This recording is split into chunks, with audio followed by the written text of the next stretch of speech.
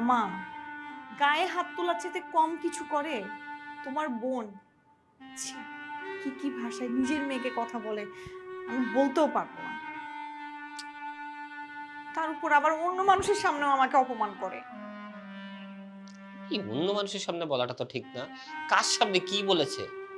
আজকে ফ্রিদার দাদি এসছে। আমি অনেকক্ষণ রুমে ছিলাম, আমার ভালো লাগছিল না। প্রথমে তো এসে আমাকে কাজকর্ম নিয়ে নানা রকম কথা বলে আমাকে গালাগালি করলো। আচ্ছা শুনলাম। তারপর আমি ভাবলাম যে একটু দাদির সাথে দেখা করতে চাই।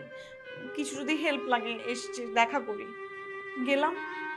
সেইখানে দাদির সামনে আমাকে যা তা বলে বকাবকি করে, মামা এগুলো কি ভালো লাগে বলো? ওরা তো কিছুই জানে না বাসার। না, আপার এই কাজটা একদম ঠিক হয়নি। আচ্ছা, তুই টেনশন করিস না। আমি আপার সাথে কথা বলব। না থাক, তোমার কোনো কথা বলতে হবে না। তারপর বললাম আমি তোমার কাছে এসে বিচার দিয়েছি। এটা নিয়ে শুরু হবে আবার আরেকটা কাণ্ড। কোনো দরকার নেই, থাক। চুপচাপই ভালো। আচ্ছা, শফিকের সাথে কি তোর কথা হয়? কথা হয়, কথা হবে না কেন?